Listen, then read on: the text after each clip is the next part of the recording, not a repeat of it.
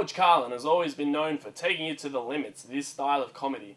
However, one radio company in New York City has recently found itself in a major Supreme Court case after playing a segment of Carlin's recordings, 7 Dirty Words You Can Never Say on the Radio. Field Reporter has been following the story more closely and has more on the latest developments. Kaley? Thanks, Dave.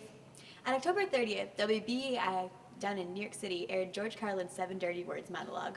Now, John Douglas has placed a lawsuit on the Pacifica radio company for inappropriate broadcasts during daytime hours. Earlier today, I caught up with Douglas to get more answers on his lawsuit. It is a travesty. It's a disgrace that someone like me, a member of Moralia Media, would even have the misfortune of hearing that garbage. My own teenage son was in the car with me. He's going to be a Yale student. I was taking him to a freaking college visit, and I hear this on the radio. It's a disgrace. Why they even have that noise there? It's not even beyond me. Isn't there word that you actually weren't in New York City when the recording was fired? Kaley, that's just hearsay. The main focus here is that station played the obscene recording, and the radio company allowed them to air it. Well, the station did air a warning about the Carlin recording, and it was edited for the air. What do you not understand? WBAI aired that obscene and indecent material, and in the middle of the day, exposing the youth of our country to hazardous language. Look at the title of the recording, 7 Dirty Words You Can't Even Say on the Radio. Duh! Even though Douglas won the lower court decisions and earned his monetary rewards, the case is now being heard by the Supreme Court. To reach a proper and sound decision, the Supreme Court is analyzing the First Amendment of the U.S. Constitution, determining if the amendment restricts the government from regulating radio broadcasts of indecent material. Earlier this week, Pacifica's lawyers were confident that their client's decision was and remains protected by the First Amendment. The First Amendment gives all Americans freedom of speech, press, and assembly. Our client has the right to air whatever he pleases at any time of the day. It shouldn't have to have the government regulate it. It's all about the freedom of speech, baby.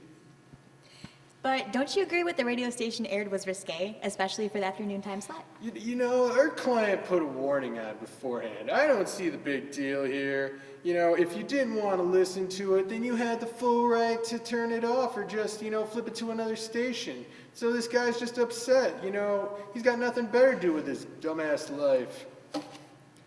Right now, the Supreme Court is making a decision on the case. When a verdict is announced, I will have it for you. Back to you, Dave. Thanks, Kaley. Now we'll take a quick look into sports. Staying in New York City, the New York Yankees defeated the Los Angeles Dodgers in the World Series 4-2. This is the Yankees' 21st World Championship. Reggie Jackson was named the series MVP and has earned the nickname Mr. October. Hold on. We're receiving word that the Supreme Court has just made a decision on the Pacifica versus FCC case. We go back to Kaley Lynch. Kaley, what decisions have been made? Thanks, Dave. The Pacifica versus FCC case has been concluded. In a 5-4 decision, the court decided that broadcasting has less protection from the First Amendment. Therefore, the indecent broadcast of the George Carlin recording was subject to government restriction. This is a major decision for the freedom of speech and the rules of broadcasting.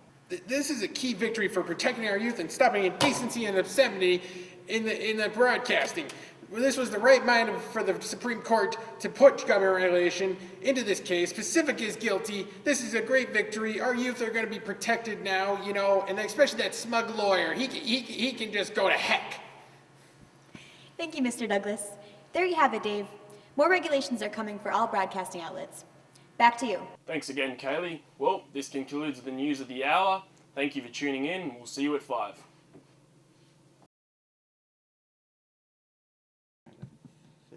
Voice. Talking. Loudly. Okay, I guess that's better. I should do the end one, too, on the last page. Strobe light. Start doing that. Look how I still dumbass in.